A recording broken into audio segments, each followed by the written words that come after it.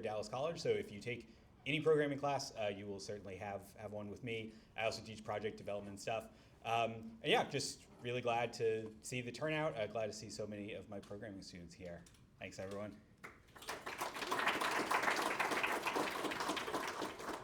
Hi, I'm Garrett. I'm adjunct professor here at Dallas Community College. I usually teach project development or 3D modeling. So I just want to say all the games that you guys made this semester look awesome. So give yourselves a round of applause, man. Good work for everybody.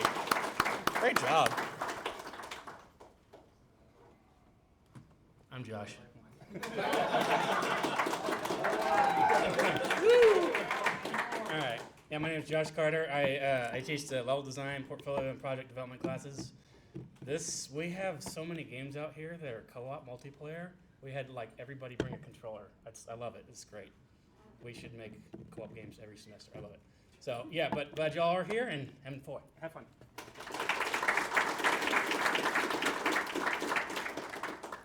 Hey y'all, so I'm Cam Ayers. I teach the virtual and augmented reality class here as adjunct faculty.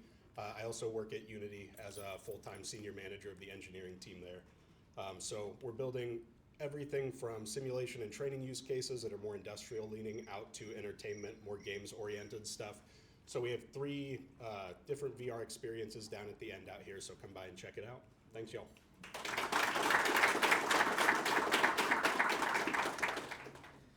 Hey guys, my name is Christopher Cura. I'm the lead faculty and curriculum chair for the video game design program. I see a lot of you guys that I already know and some new faces. Super excited to see you here. Thank you for coming. Let's get started.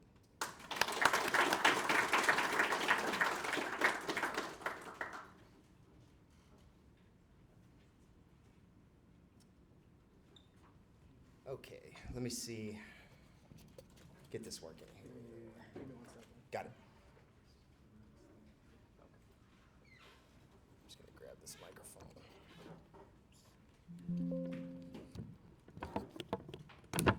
Okay.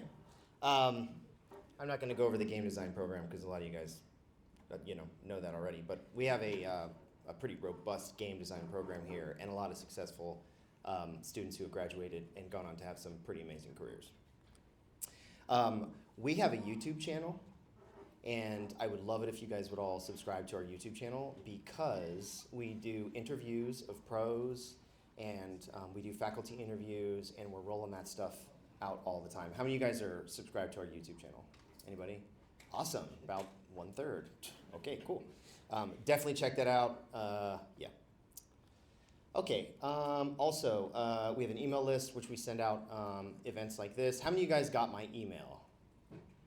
Let me see. Okay, about 1/3. All right.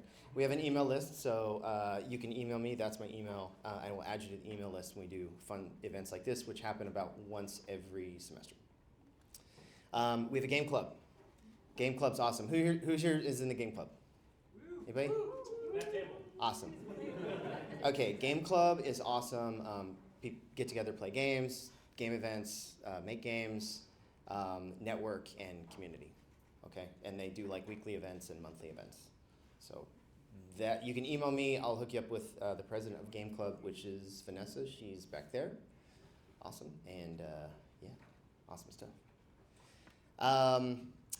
So at Dallas College, just real quick. So we have a certificate, and there's a certificate with 4 specializations: art, animation, design, and programming, and that's a very small certificate.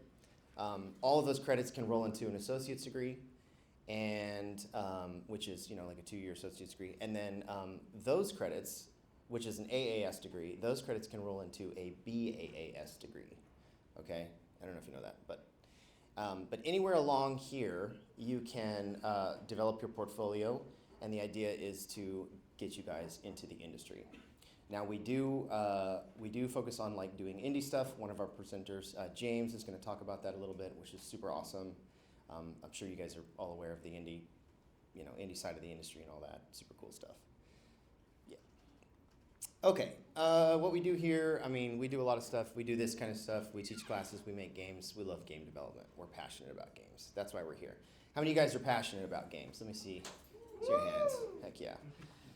So some of us are nerds like me. We've been doing this forever. We played video games growing up, and now we're here. Let's see. Yeah, a lot of our faculty like work on their own games, which is really cool. It kind of shows the passion. There's some of them you can look at that. A lot of you guys build your own games, which is awesome. We love making games. In our classes, we do group projects. You've seen a lot of them outside. We love doing those. Oh yeah, so we're building this. This is new on the horizon. We've got some people here that are part of that team. But it's called Dallas College Arcade. It's going to use the Steam big box stuff. How many of y'all have ever used that? The big screen Steam stuff? Big picture. And basically we're building a machine that we're going to put in all the campuses, fingers crossed, and you'll be able to play all the student games, and yeah, pretty cool stuff. So we're working on that now, building it out this summer. And some of the games out there will be on there. And then, yeah, the last thing about that, so if you're a student here and you're building games, the idea is to put your games on there, so students around campus and anybody else can play your games. Networking is a big deal, you guys, and that's why we're here. We want to meet face-to-face, shake hands, get to know people. I encourage you to network while you're here. Meet as many people as you can. We are all passionate about games, which is why we're here, okay, for various reasons. Okay, we do a lot more events than just this. This is an event that's coming up. We have some speakers, and they're going to cover various things. If you're interested, it is on May 9th. Yeah, tomorrow. Another thing, we are here for you guys. You guys may or may not know this. I try to reiterate this a lot. Our job is to make sure you guys are successful. So please make time to get with us, all the faculty. We are willing to literally drop everything and meet with you guys and talk about your careers, your future, whatever the case may be. Our job is you. Our priority is you. So make time and get with us. The more time you make for us, the more we can help you be successful. We are passionate. All the faculty are passionate about helping you guys become successful. So I just want you to know that, okay? And that's my last slide.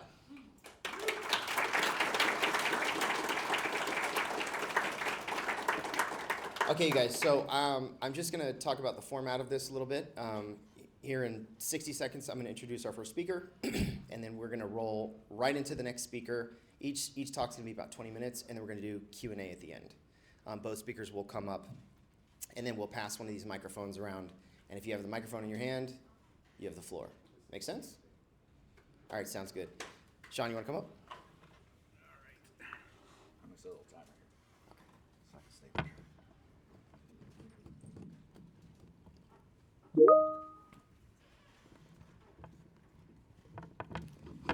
Hello, everybody. Hey, excited to be here. Let me get my deck up.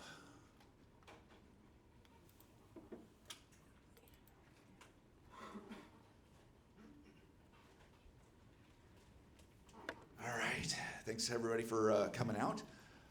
So I'm going to talk a little bit about careers, you know, what else is going on in the industry right now and what the opportunities are and how this is going to look like. It's going to be kind of a little bit of everything. So I'll talk a little bit about my journey first. So I've been in the industry for like 26 years now. So unfortunately, I think that means my career is older than a lot of you, which is something that is not at all going to haunt me tonight. But over that time, I've done like a lot of things. I've been a programmer, I've been a designer, I've been a writer, I've been a director, I've been a scripter, I've been a manager, and I've been a producer, which is where I spent most of my career. I'd like to joke that I've done everything but art and audio, and as we go through my deck, you will see why art is on that list of things I did not do.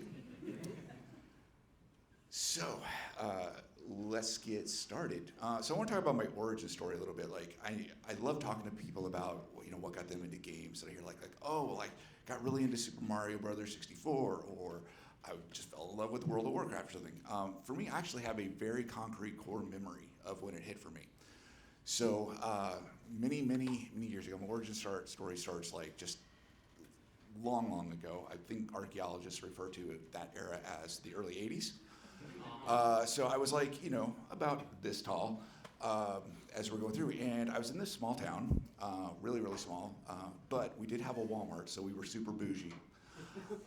As we went through, you know, I would go with my dad and we'd go in there, and inside this sort of entryway, inside the Walmart, they had this like scratched, dented, beat up, glorious coin-op cabinet for Space Invaders. I was fascinated with this thing. So my dad, being sympathetic, would let me, you know, just reach up. I'm like, you know, way up here, I can't see anything. I'm just banging on the keys, flipping the joystick around, just playing on it. Once in a while, he'd throw a quarter in for me. So from my opinion, because I was so small, all I could literally see was just like the top of the cabinet. So I could hear some sounds. I could see something reflecting, but I had no idea what I was looking at all. As far as I knew, the game was like move around the joystick till your dad said you're done, and then you dragged off. I had no idea what was going on. Then one day, we go in, and there's this kid. He's like, I don't know, maybe a couple inches taller than me. This kid, in my opinion, is the smartest person who has ever existed, and I never saw him before. I never saw him again, but he fundamentally changed the trajectory of my life. What he did was where the coin-op machine was, there was a little wall and like had a little ledge, and this kid parkoured up the machine onto the ledge and like had his knee up like this, and it elevated him up high enough that he could see the screen. I was like, that dude is brilliant. So I begged my dad. My dad said, all right, threw in a quarter. I did the same parkour move up there, and then I got to see the screen, and that was it for me. Like, I had never experienced anything like that. I just fell in love, period. So that's where I started. That's where it was it for me. And from that point on, it was games in some form or fashion, storytelling, entertainment, all that. That was it. So, talking about my career. So I'll start with how I got into the industry. It's probably a similar story to what a lot of folks have heard, which is right place, right time, right people. Events like this are fantastic because networking is going to be critical. I was working at the time as like a database programmer, super, super exciting. And it was lunchtime, so I went to the grocery store to grab a sandwich. And I was on my way out, and I saw a friend of mine that I had gone to high school with, and he was dressed like, you know, game developer, and I was dressed as a database developer. And I'm like, hey, how you doing? He's like, good. I'm like, why are you dressed like that? And I have to dress like this. He's like, oh, well, I work at this game company around the corner. And I'm like, what? And he's like, yeah. I'm like, dude. So he actually invited me to lunch with a lot of the folks, and it went well. Like they could tell I was passionate. They could tell I had a lot of ideas. And so the tech director brought me back and gave me a tech interview, which I utterly, completely bombed. Just bombed it. I'd been programming in Visual Basic for a while. I hadn't programmed in like C++ in like years. So I'm like, I don't know. But he said, look, I can tell you're passionate. I can tell you have a lot of energy here. Here's what we're gonna do. I want you to go study up, and we're gonna do this again in like a month. I'm like, all right. So I would then, for that next month, I would go to work for 8 hours a day, and I'd come home for 8 hours a day, and I would just cram and study and like refamiliarize myself with C++. Came back in a month later, did the tech test, passed. It's great. So I worked for there about 6 months at a small motor sim company doing UI programming.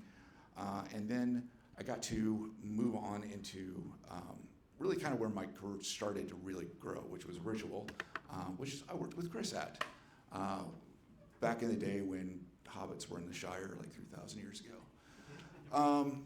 And so Ritual was actually really great because it was a very small company, so you got to do a lot of things, you got to wear a lot of hats. I was brought on as like a gameplay and AI programmer. But interestingly, with the work I realized now that I was doing is what we call like a tech designer today, but that title didn't exist way back then. But it was super exciting. I got to do like a lot of design work and tech work and see it all come together. I got to work with all the different disciplines to pull things together and get the characters running around in game and doing cool stuff, and it was just fantastic. In fact, actually, one of the first games I worked on that unfortunately got canceled, but that happens. It was a first-person shooter, and I'm not joking. It had like something like 12 bosses. It was like Mega Man. It was like, and so I spent like an entire weekend just coming up with designs for this, all the bosses and stuff like that, and that was sort of what got me on the radar with some of the executives and stuff for design sense and things like that. So I was at Ritual for about 5 years. Moved up from doing the AI programming into actual like scripting support, and then into like lead design director role. It got to a point where I had the kiddo, and I was like, well, I'm kind of looking for something new, and I love RPGs, I love writing.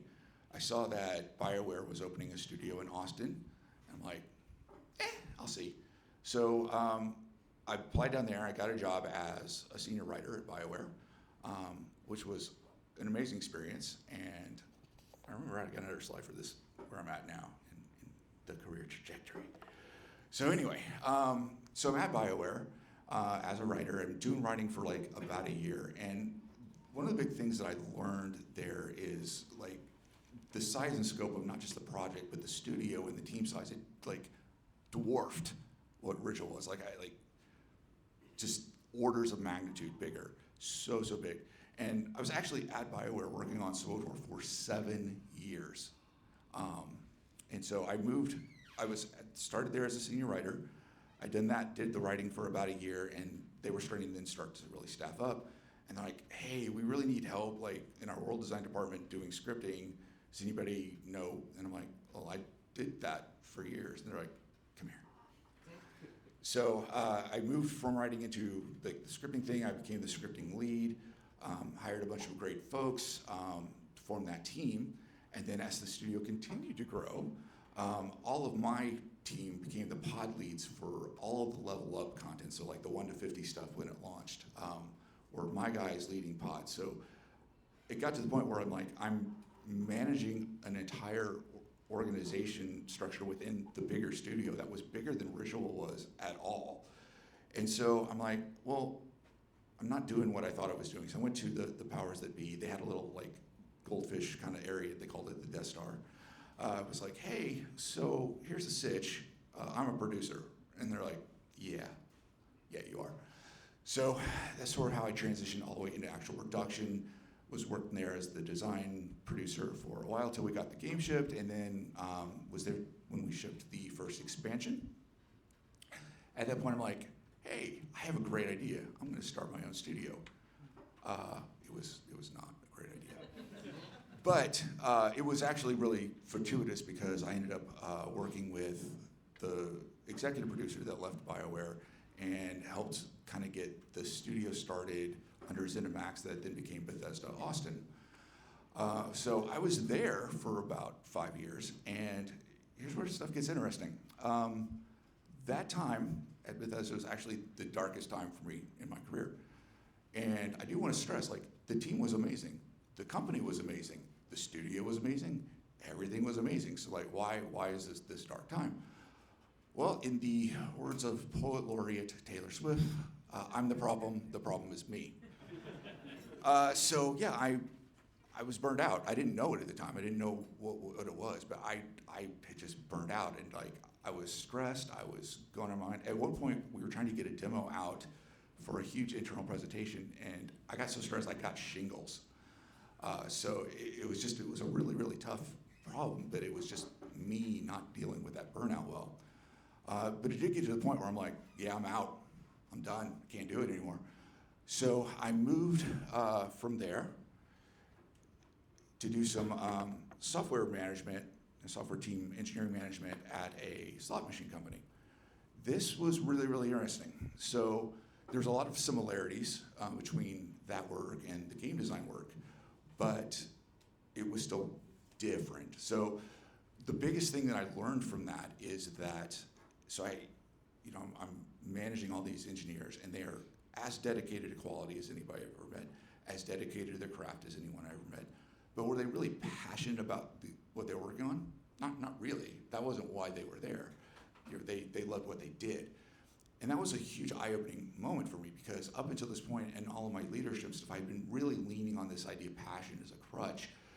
And what I took away from this kind of going through was like, passion is important, but that can't be like the main motivating tool. It's a force multiplier for motivation. It isn't the tool itself.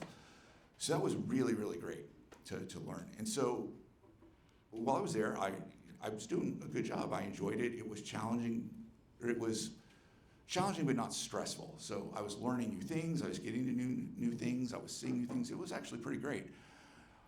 So then one day while I'm here doing this, I get a call from a former coworker, friend of mine, all the way back at Richland.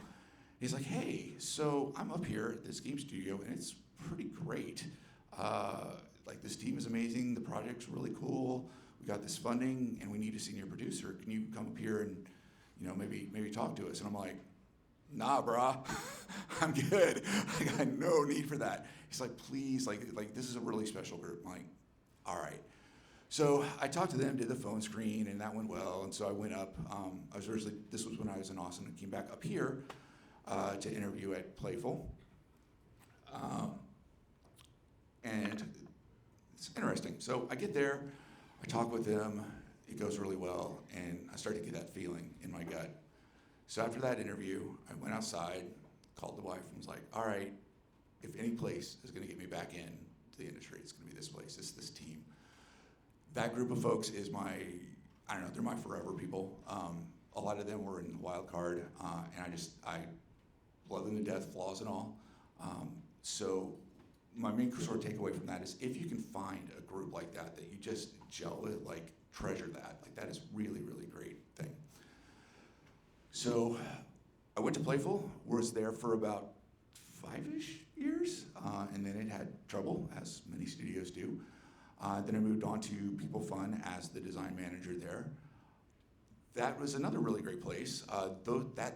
It was different, but I had a similar sort of feel from a lot of the executives, and the team that was there was really great, passionate. Plus I got to learn about mobile games, which I didn't really have a lot of experience in. So that was really, really nice and eye-opening. And anytime you can get some new experiences, learn new things, it's really, really powerful. So I was glad to do that. But then as I was there for a while, a lot of those folks in my forever team were like, hey, we got some more money. We want to work on this game we were working on before. I'm like, I'm in. So I jumped over there and helped them get through stuff. And after we got the game out the door, I was like, kind of feeling the itch, want to do something a little different. So that kind of gets to where I'm at now, where, that's the next section anyway. So I now do like production consulting for studios, working through getting into co-dev and things like that, and then also trying to help smaller indie devs who need some production knowledge and support, but just don't need a full producer, can't just do that. So I'll talk more about that in a little bit. That's sort of my journey, my arc, really, really fast, probably faster than I thought it was gonna go, but whatever. Anyway, the next thing I want to talk a little bit about for all of you is, kind of where we're at with the industry, where it's going, at least what I think. Anyone who tells you for sure that this is the way it's going to go is sitting on a throne of lies. It's all best guesses, but I'll give you my best guesses. So where we're at now is it is a new world. Post-COVID, and we're in just utter ashes of restructure land with tons of layoffs, and it's bleak. But we'll get through it.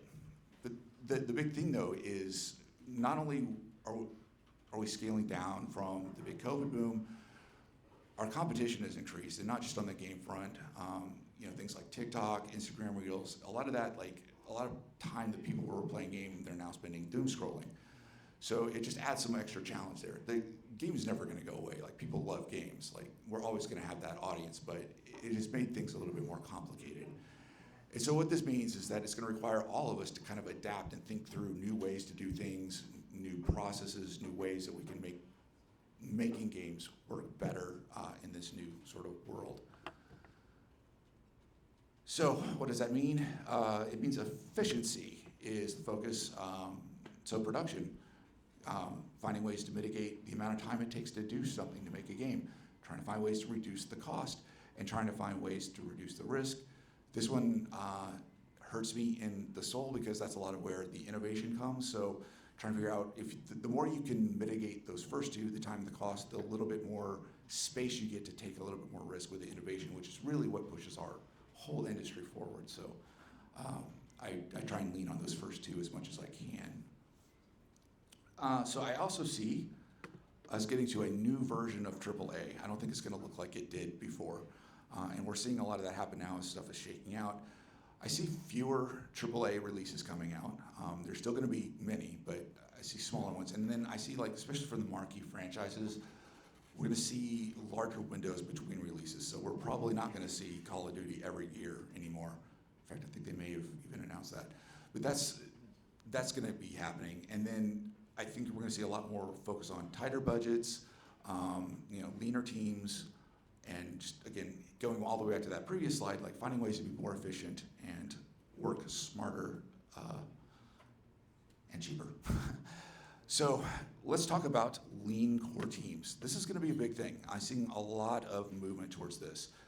So, when I was talking about when we were at BioWare and I had this giant, enormous, massive organization under the bigger organization, under a bigger organization, a lot of that is going away. You're still going to see some of that in the big AAA studios just because the machinery is there. But by and large, I think you're going to start seeing people go into this smaller group of experienced people that have worked together that are then reaching out to outsource partners, co-devs, and working through that. And it sounds on paper like, oh, that's great, because then we can scale up with them and mitigate our risk again. But it's actually way more difficult than it sounds. A big mistake I see a lot of studios do when they do this is treat their co-dev partners or something like that's just the remote team, and it just doesn't work like that. It's really, really kind of complicated. But that is an area I see is headed for sure. I'm seeing fewer forever games on the horizon. Live service games right now is a bloodbath. It is really, really rough. It's harder to stand out. It's harder to make something really awesome. The fatigue for sure is real in this side of things. People are just tired of having to continue to pay for battle passes and things like this. So we're going to see fewer of those. We're going to see fewer wins in the category. But to be clear, it's not going away. Like, we're still going to see live service games coming, but you're already starting to see this kind of trickle out. For every art graders, you're going to have a Concord and more. So that's just kind of the reality. And I understand why we got to where we are, because the idea of this forever games and the way they monetize is very, very appealing to companies. But it's I think its time has cycled for now, and as all things do in games, it'll cycle back at some point. The next thing that I see is a rise of AA and AAA games. Expedition 33 is a huge, great example of this. I love this game. In this space, I see a lot of excitement. This is where we're seeing a lot of the experimentation because the budgets are smaller, so they can afford to take some more of that risk. All that said, funding is still really hard in this space right now. It is improving. Like, I'm starting to see, even in the last couple of days, some different funds, different publishers starting to put things together to start expanding this. And that makes sense because, money goes where money is. And so as these games, these AAA, AA games start to get traction and, profit compared to what their budget was, that's going to draw eyes, and that's what's starting to happen. Related to this is where I see a lot of new studios emerging from the ashes of the great restructuring of the last several years. So that's kind of where I see all of that. And last but not least, the uncomfortable conversation. AI is here. Don't shoot the messenger. It just is. From what I've seen looking around at the landscape with it, usage is probably for a very long time going to vary from studio to studio. So you're going to have some studios that don't use it at all. You're going to have some studios that use it for administrative tools and things like that. They take meeting notes, organizing documents, that kind of stuff. You're going to have some that use it for prototyping and tooling. And honestly, we're probably going to see some studios that use generative AI for assets. It's just going to happen. And it's not going away. So my recommendation here is at least keep an eye on it, understand what's happening. I'm not advocating everyone's going to have their own personal opinion on this, and that is fine.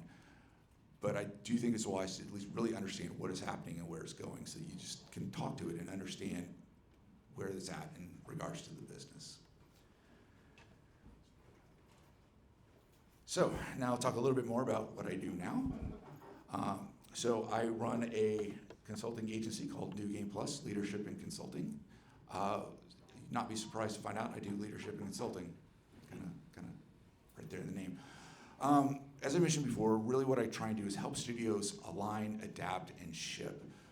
These are the big problems that I see, especially as studios are going through the transition, coming out of a restructure, just a lot of questions and a lot of things they have to figure out of how this is going to work. The other big opportunity that I see, and it just mostly goes because I just heart this area, is the smaller indie scene, because there's so much imagination and energy and innovation in that spot. So I'm working through ways to try and help those really smaller teams that, again, don't need like a full producer, but need production help, need production coaching. So I'm trying to figure out what that looks like. I don't really know yet, but I'm working on that. And if you want to get in touch with me, that's my stuff. That QR code, I tested it earlier. It did go to my LinkedIn profile. If it goes to like some hot dog stand in New York right now, I'm sorry, but it should work.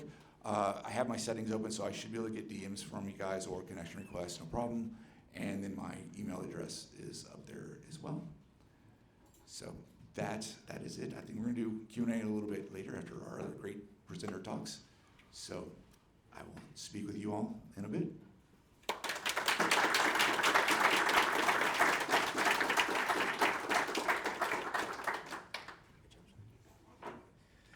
Okay, guys. Yeah. So just a reminder of the format. James is going to come up. He's going to do his thing, and then afterwards we'll do Q&A.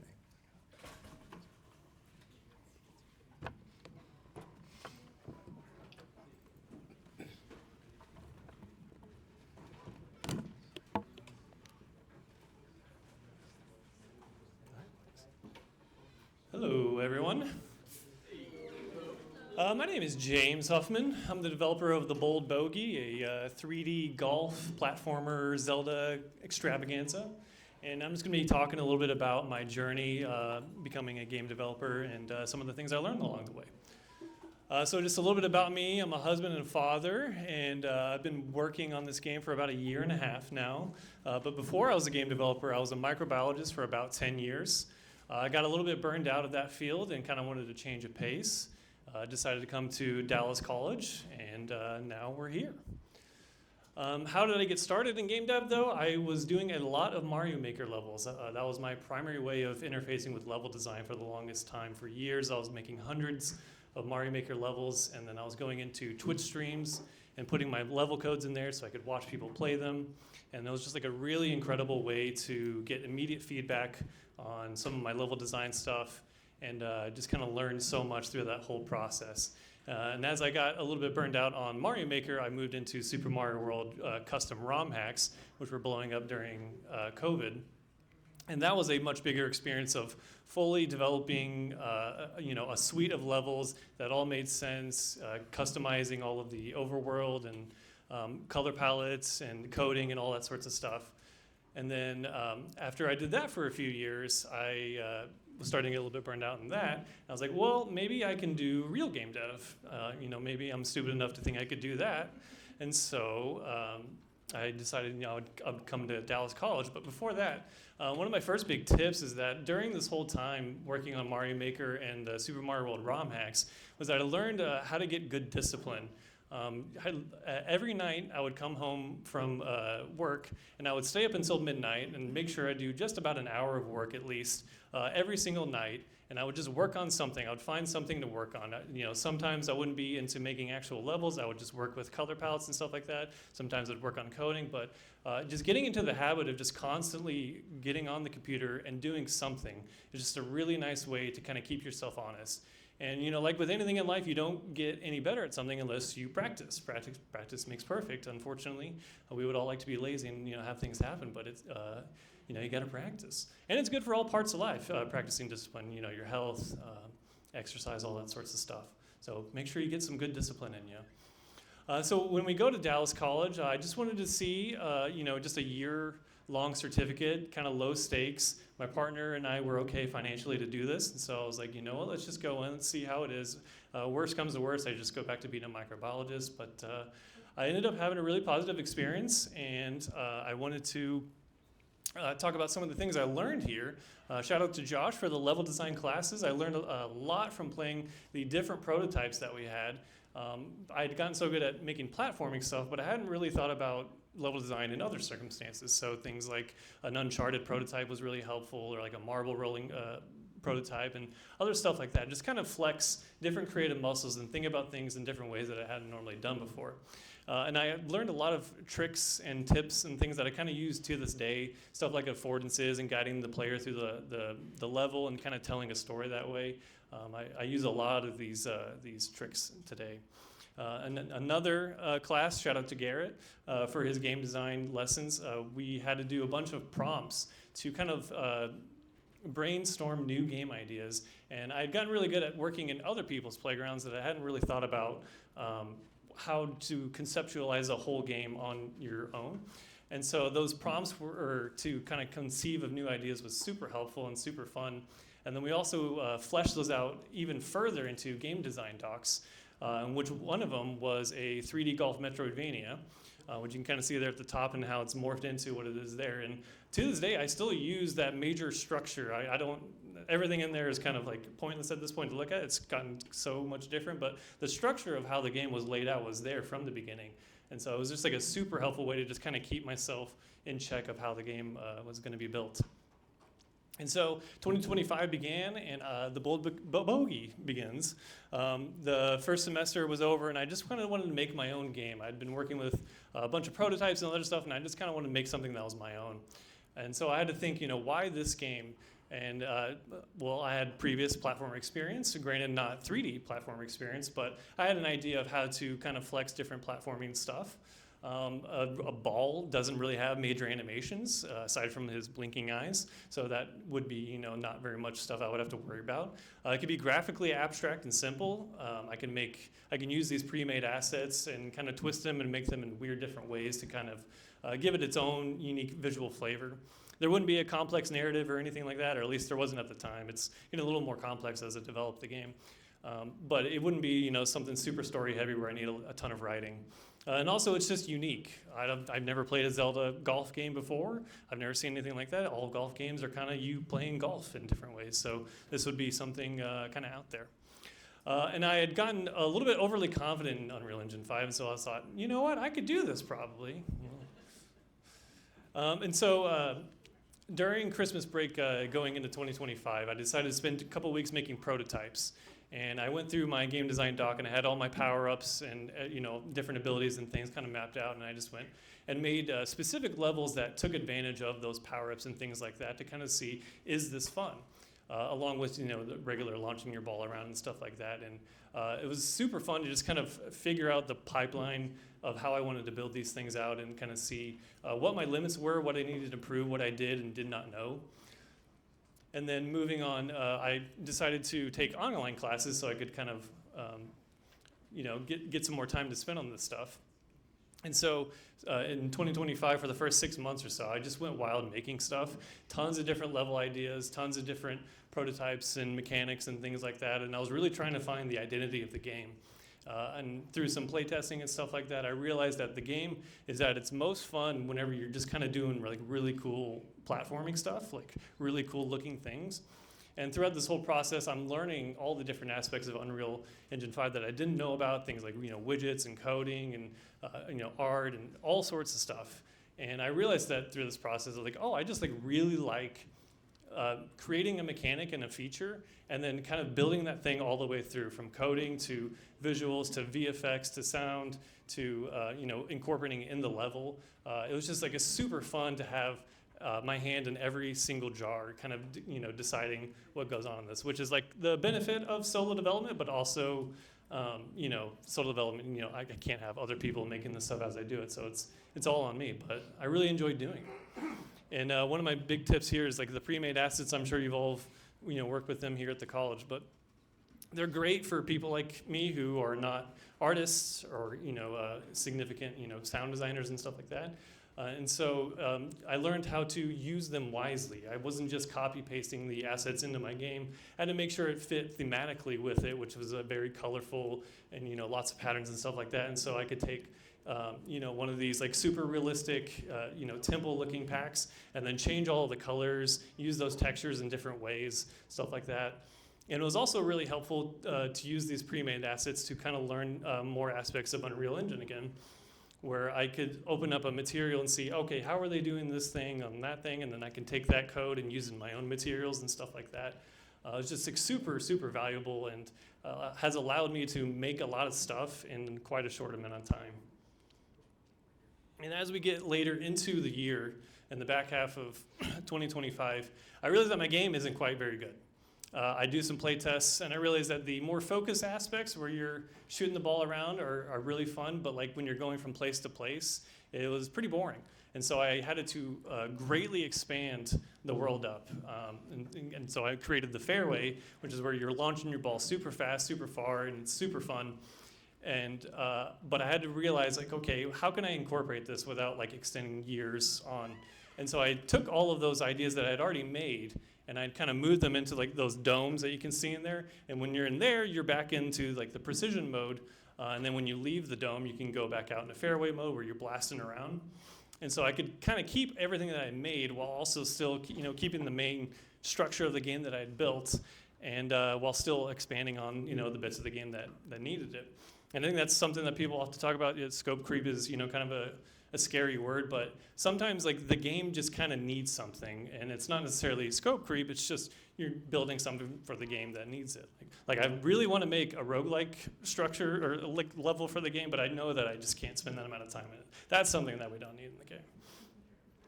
And also, as I got later into the year in 2025, I was starting to do marketing for the game. I needed to build a Steam page for it. I needed to, somehow get people to know that my game exists, because there's 8 billion games a year released on Steam, and nobody knows, what's going on. And so I had to figure out how to do marketing. I'm the only guy on this development team, so that's part of my one of the hats I got to wear. And so a lot of that was, I'm kind of shooting stuff at the wall, seeing what sticks. I did a lot of TikToks, a lot of YouTube shorts, things like that. And then even within those, seeing, what are people gravitating towards. Kind of learned that people just like really cool looking stuff on the screen, just cool acrobatics, and people like narrating and, funny jokes and stuff like that. Characters do really good on TikToks if you've got funny characters. And I was also doing some YouTube devlogs where I was just kind of explaining basically what I'm doing now, but in YouTube devlog, and those also did really well, which I was really proud of. But like stuff like getting your game on Steam, all that sort of stuff, you really need to be prepared. You need to have a good capsule image. You need to have a solid trailer and a good page that attracts everyone. And there's tons of resources out there about marketing and stuff like that. It is very, very tricky. And one of my last big tips here is playtesting. You should always playtest early, playtest often. 3 major moments in game dev throughout the game that kind of changed how the game was made were due to playtests. Like I spoke to earlier, I had a playtest where people were not having very fun getting around the world, and so then I expanded the game. Originally, the game was going to be way more precision and like challenging, where you'd have like strokes and stuff like that. And I was like, no, people don't like this, so let's move that. And then most recently, I had a demo that launched, and it didn't go as hoped. But the thing that did happen is that people who were able to get into the game had a great time with it. But most people were leaving the game after about like 5 to 10 minutes or so. Like the tutorial that I had set up was just not quite good enough. And in my arrogant brain, I'm thinking, oh, like these people are just bad at the game, like they don't get it. But it's like, no. You have to make people be good at your game. You have to give them things that will teach them how to be good at it in a way that doesn't feel insulting and stuff like that. And so I'd use these, Reddit and Fiverr and other playtest companies and stuff like that to kind of get footage of people playing the game. And the most important part was to watch what they're doing, not necessarily how they react, but to kind of watch the parts that they're getting hung up on, the things that they don't quite understand, or things like, oh, they kept unlocking these power-ups but then never using them, and then complaining that the game was hard. And it's like, okay, whoops. Okay, how do I get these people to understand that these power-ups are like super powerful and super fun to use? And so I like created tutorials and stuff that would pop up whenever you get the power-up and stuff like that. It's absolutely agonizing to watch people in the tutorial for 30 minutes, just bouncing into the wall. You have no idea. And so as we move into 2026 and beyond, I'm still trying to release the game later this year, hopefully, fingers crossed. I'm still having fun learning new things, creating new mechanics, all sorts of new stuff. And it's just been an absolute blast this whole way through. It's not always like the easiest thing in the world to go and sit down at your computer, but as long as you go and sit down at your computer, open up Unreal, you'll kind of just start to work on stuff. And throughout this whole process, I realized, like the industry may not be like the best thing right now, but the most you can do is just to keep creating stuff, work on yourself, learn new things, keep applying yourself. You have like no idea like how, like what you'd be blown away by what you can make if you just put in a little bit of effort, I think. And yeah, that's that.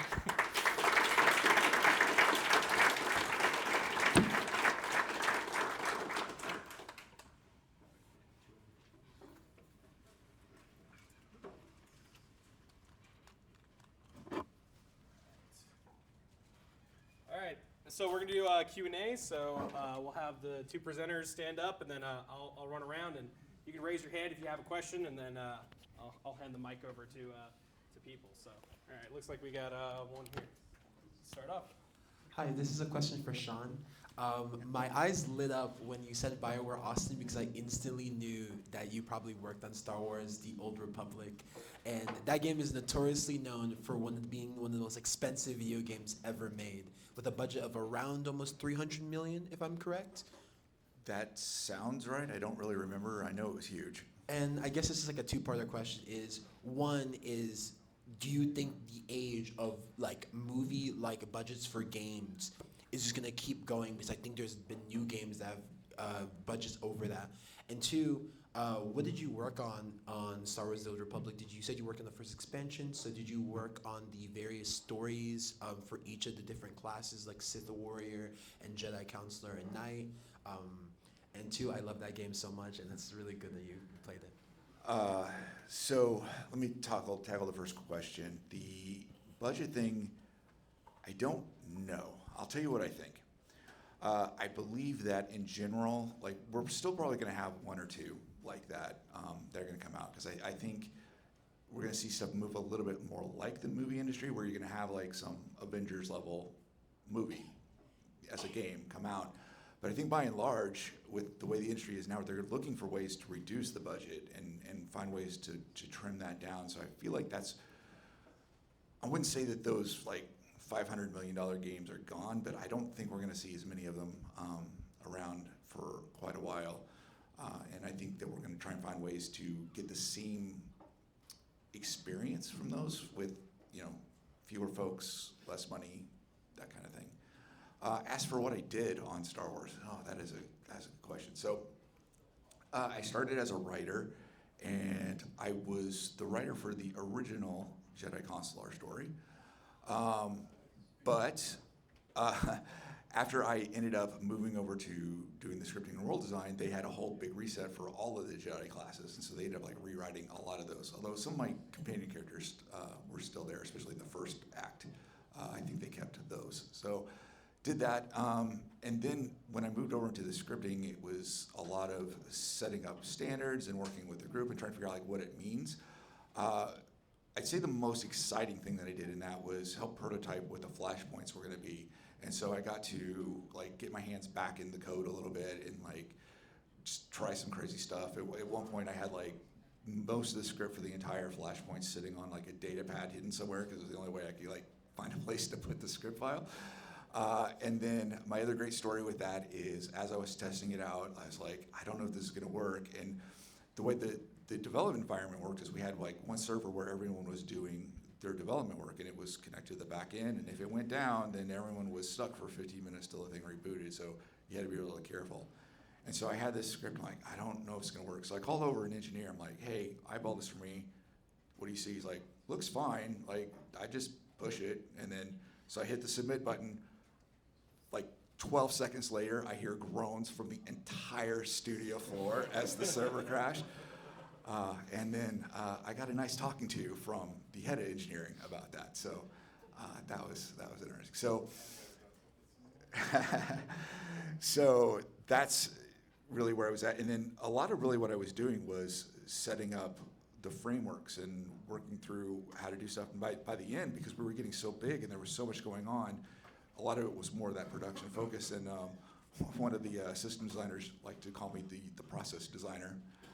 So I was doing a lot of that kind of work. So as I moved up and was doing more of the managerial leadership kind of stuff, I did have to sort of step away from like the hands-on creative aspect, which is okay, but you do miss it now and then. One of my favorite things that I remember doing is on Korriban, setting up where the like Sith statues would like get turned to attention when you would run by, and doing some cool stuff like that. So I hope that answers your question. So, okay. All right, we got a question over here. I'll bring the mic over.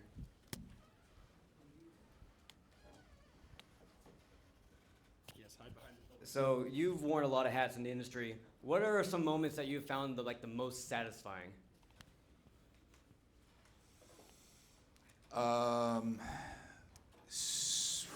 That's tough. There's a lot of moments, really. Anytime you ship something, like even if it doesn't go as well as you would like, that is a huge moment, I'm sure. You can relate when you got your demo out. It's such an exciting moment when that happens. And so every single one of those was huge. The first game that I actually released was Star Trek Elite Force 2, and so that is a special place in my heart. I do remember going to Best Buy after it came out and going up and down the aisles and seeing it, and then like looking around and then like front facing all the boxes, so it stood out like that. And then I guess another big moment for me was like the day I got the job in the industry was amazing. When I got hired, they're like, okay, well, this is the offer. Do you want to think about it? I'm like, no, sign right now. And I consider it one of the best days of my life. And every time I tell that story, my wife's like, well, what about when we got married? What about when your kid was born? I'm like, all right, fine. It's one of the best days of my life. But I said what I said. Awesome. All right, here we go. Hi, this is for James. I'm an indie author, so I totally understand wearing all the hats. But when I think of video games or video game development, I think of it being more collaborative. So I'm interested in your kind of experience doing this alone, and do you have plans to like bring in more people next time, or that kind of thing? Yeah, by nature, I'm kind of a narcissist, so I just kind of work better solo. I've worked with other people before, but I'm a little prickly. So in that regards, I have worked, like in a lot of my Mario stuff, I've worked in collaborations with other people, and that's always been super satisfying. I think after this game, who knows where, if I want to go into, certain teams or something like that.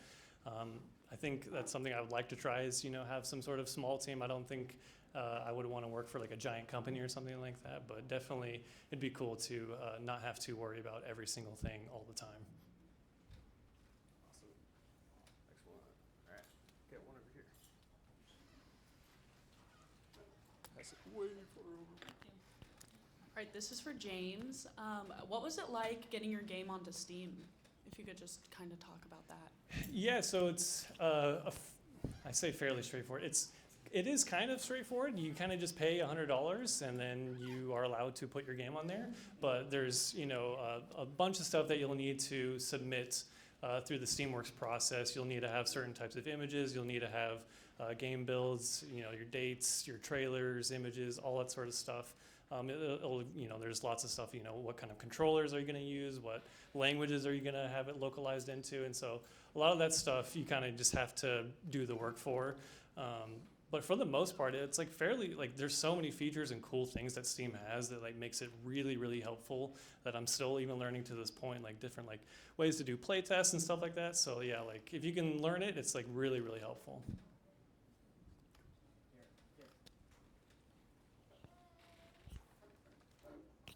This question's for Shawn.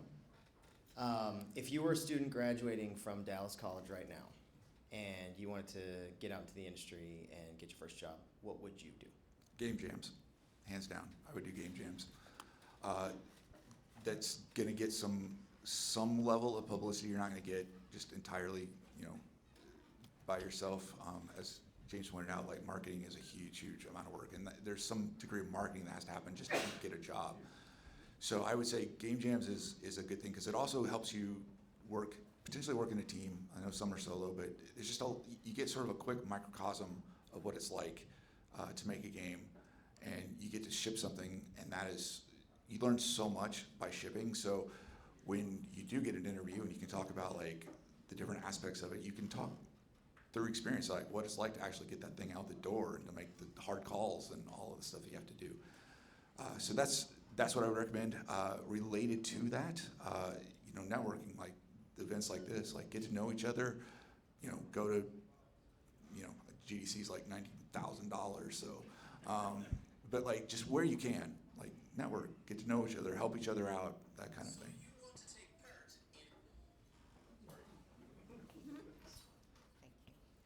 This question is for both of you. Can you just kind of talk to how you reset when you had a plan in your mind, how something was going to go, and as you were working the plan didn't go as you thought it was going to, and how you were able to reset and get back on track? Yeah, definitely there's really tough days in game development when you spend hours and hours and hours on something and it's just not coming together. And it can be really, really hard to try and just like do the difficult thing of just kill the thing that you're working on. If it's not working, sometimes you just kind of have to put it to bed. Other times that frustrating process can lead to better things, and you learn something more about how something works in your engine or about your own game. Yeah. Oh, I have a lot to say on that, particularly with my job. When I was working with that, my sort of family team that I really, really love, they are super organic and messy, which means a lot of chaos. So, running on the production side, that meant I was reworking the production plan 2, 3, 5 times a week as stuff changed. Some people don't really like that kind of roller coaster. I happen to love it. I think it's great, and it touches on what James was talking about, where it's indicative of like you're trying to find the game and really figure it out. There comes a time though where you have to start making some hard calls, and you have to be like, okay, this isn't working, and a lot of that comes down to looking at like what your pillars are, like what is the soul of your game, and like what's really important. And so trying to make sure that you're protecting that, and then that's where you spend your time iterating. Like, if your game is about mini golf, maybe you don't need to spend like an extra year on like your store. Like, what is the game about, and staying focused on that, and trying to pull back up to that when stuff goes sideways, and it absolutely will, like on the daily. Just remember what you're trying to do and like what you're trying to accomplish, and that sense of vision and goals is what provides sort of that North Star through the darkness as you're iterating and trying to figure stuff out. I will say a thing that I've had to learn over the years is the difference between like micro iteration and sort of macro iteration. And you can spend a lot of time in micro iteration. And so that's where like, say like you've got an ability system and you're working on an ability and you just keep iterating on this ability over and over and over and over and over again. And at some point, the better decision to be like, this ability is not gonna work, I need a new ability. So that's more of a macro iteration than the micro. And so trying to learn when to make that call is hard, and it's always a little bit subjective, but that's a big thing I had to kind of come to terms with and learn and deal with, so.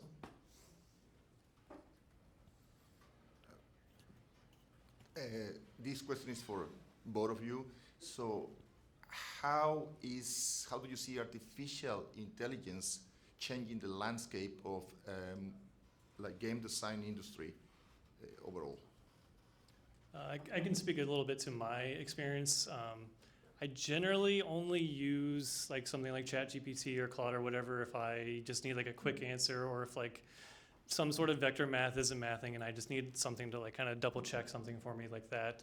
But a lot of the times when I try to use it to help me with something, I'm spending like 30 minutes fighting with it, and it's giving me something, it's making up something completely wrong. And it's like, okay, this is all just like a waste of time.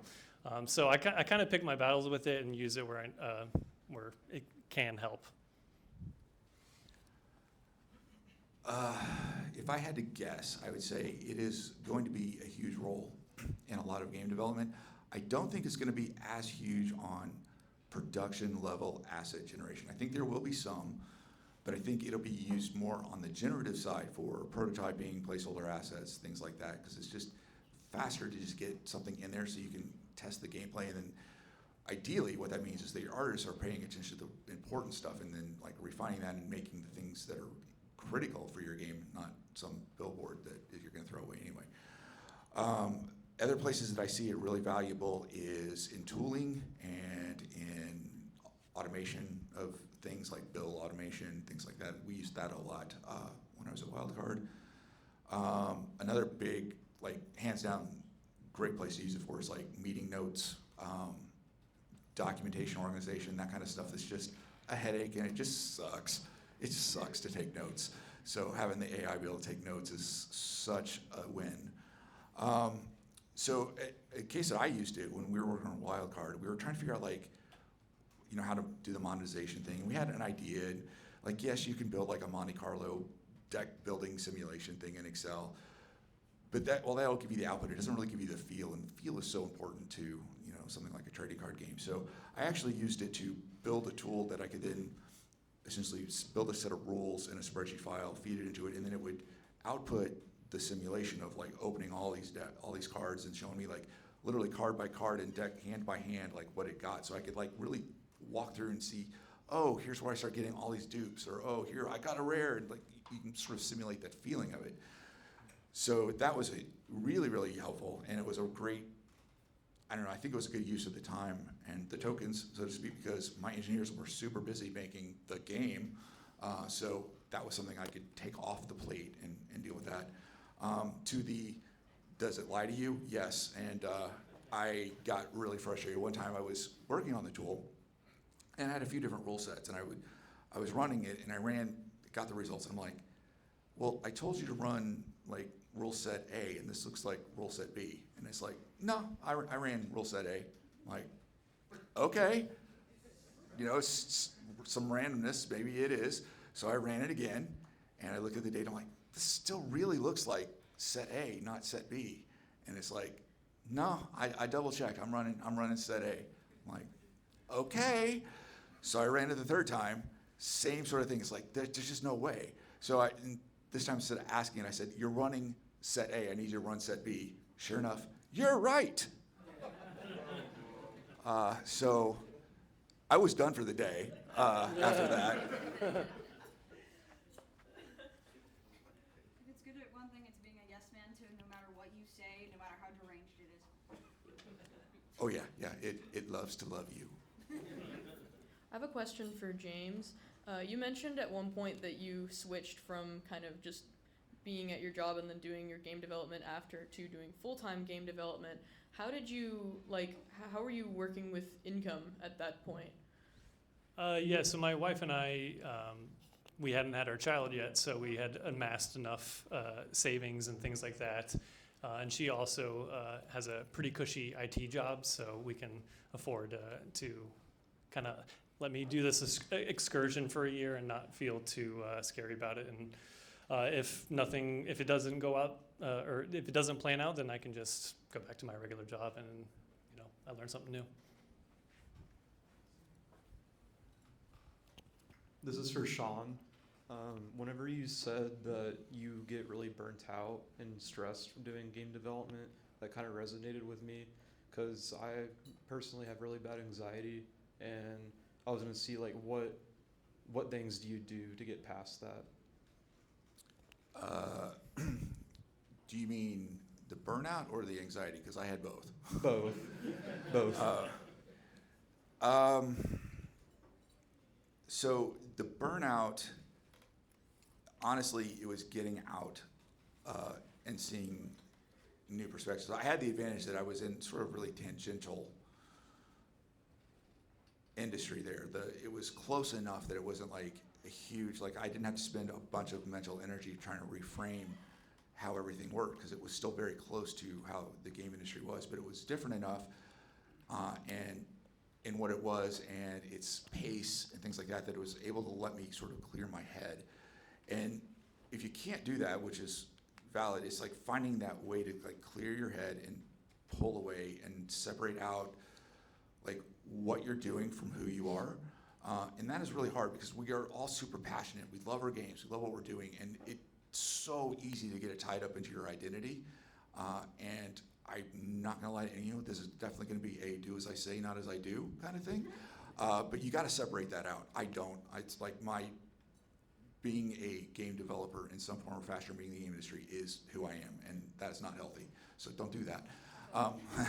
But if you can find a way to like even temporarily sort of separate out like, hey, what I do isn't who I am. To be honest, one of the places that helped me overall was this when I was at Playful, again, this group that I'm so fond of.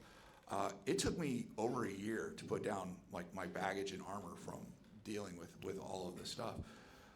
But they had such a good culture there, and the CEO espoused this thing that I love and I still echo this day, which is like when you're talking about something so you don't identify with it as tightly, is it's like, you know, I love you, but I hate that. And so it's again, separating yourself from the work. And so I guess that's what I would recommend. Any other questions? All right, we got one over here. So this is for Shawn.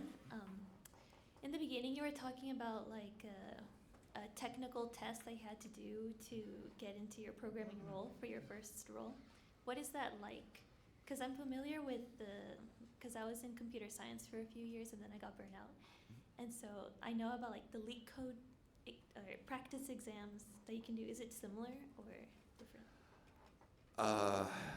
So I can tell you what it was for me, but I don't think it'll be valuable because I think it's changed so much from when I did. Like, I don't even think they had this sort of like standardized testing for some of the stuff where you can go do a test and then go. It was more like the tech director just asking me questions, and I was at a whiteboard trying to answer through, walking through like, how do you do like a forward declaration? How do you do these different things? And like, what does it mean? And can you draw up a loop that does this thing and that kind of stuff? So I don't think it's that way anymore. I think it's much harder and more robust, and like especially on the engineering side, stuff has advanced so far from when I did it. Like when I was programming, that we didn't even have multi-threaded processors yet. So like I didn't have to mess with like threads and knowing how to be thread safe and all that stuff. I'm like, so I wish I could be more valuable, but that's what I experienced, but I don't think that's what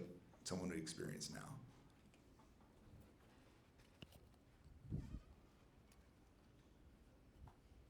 Josh. This one's for James. What is the hardest Mario Maker level you ever made? Oh, jeez. No, I actually didn't. I was in the Super Mario World community. I'm actually one of the easier ones. People in there are real sickos. They'll make some really disgusting stuff. I generally try to err on the side of, the player beating the level. You monster.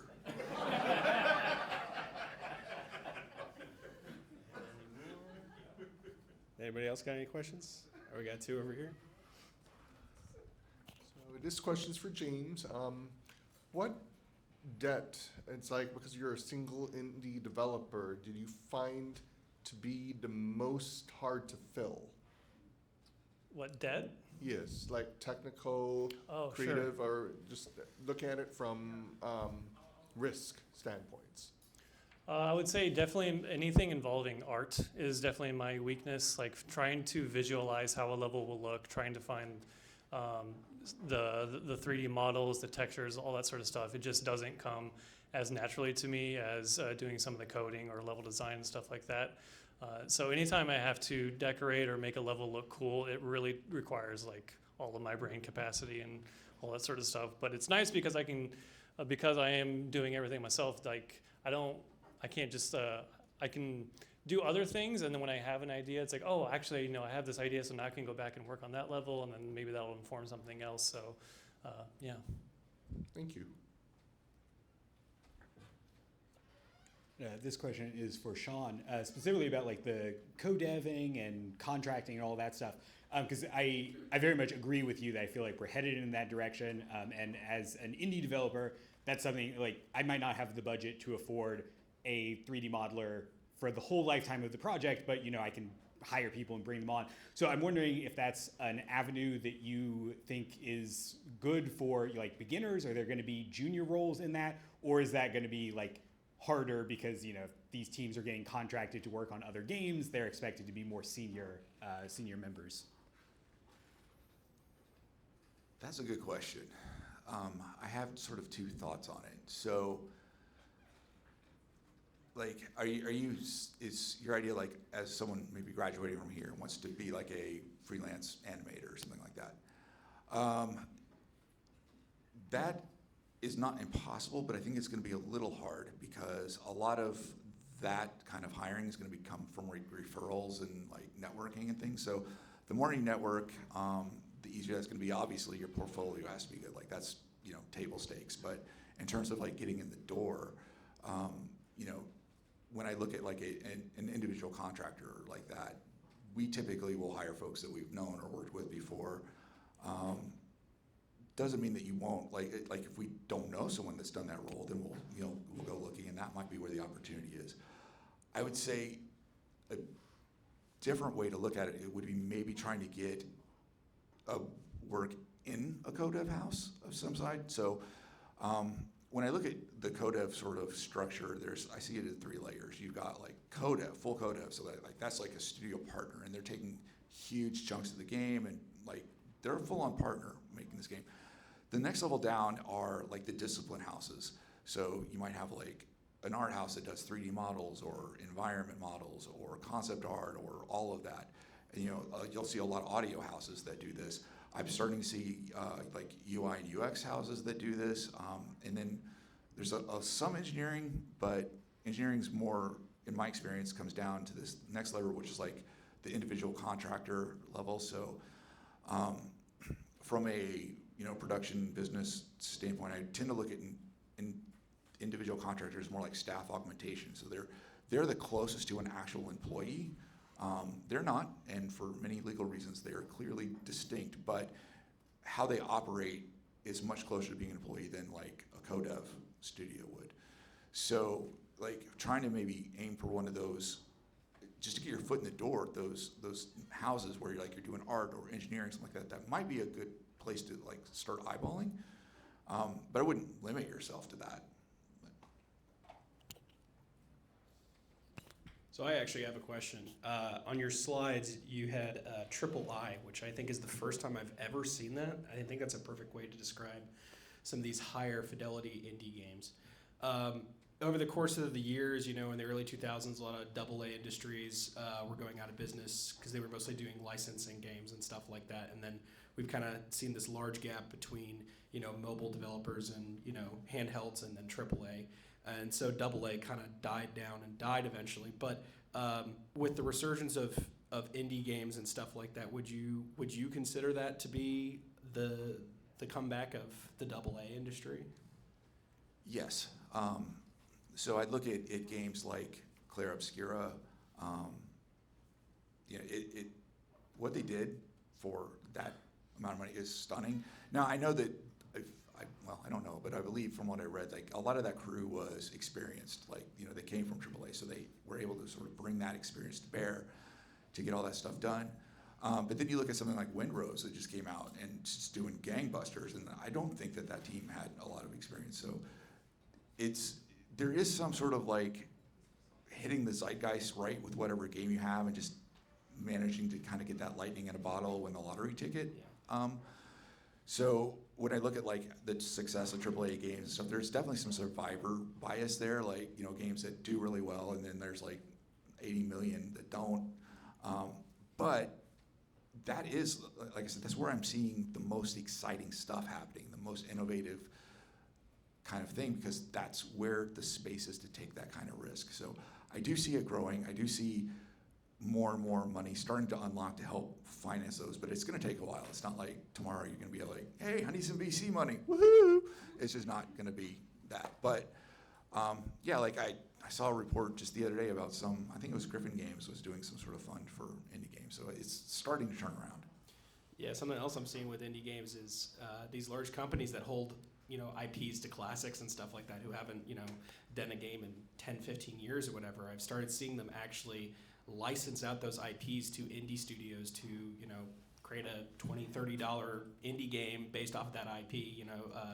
There was Crypt of the Necrodancer, Legend of Zelda Edition, Bubsy 3D. There's a new Bubsy 4D game or something like that. So I think I'd like to see more opportunities like that, I think, in the industry. So any other questions? Do we want to end it? Okay. We got one more. Okay. This will be our last one. For James, how do you manage being a new parent and doing all your indie work at the same time? Oh boy, it's certainly challenging. I think it's been more of a blessing, because if I'm ever feeling frustrated with something, or if something's not clicking, I can kind of just go out there and play with the little guy for a little bit and have a good time. Just in general, I regularly take a break about every hour. I'll go outside, do something, which is a nice way to go and check him out. You can probably hear him crying out there right now. I probably should probably wrap this up, but yeah, it's been super challenging, super fun, and I've had to find new times to work to kind of balance it out, because I used to be I'm very strict in my schedule, and so now it's on the weekends I need to do more. I can't just relax on the weekends and stuff like that. So yeah. Okay. Awesome. Thank you very much.